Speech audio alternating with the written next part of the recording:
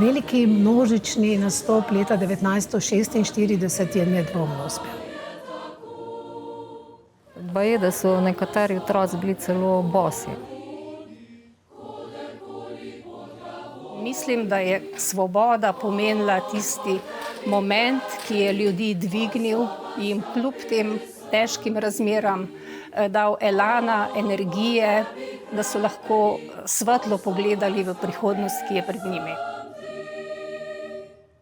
Naš glas, ki ni samo orodje, ampak je tudi glasbilo in to orodje lahko uporabljamo tudi zato, ko, se pogovarjamo o velikih stvareh, kot je ali začeti vojno ali ne.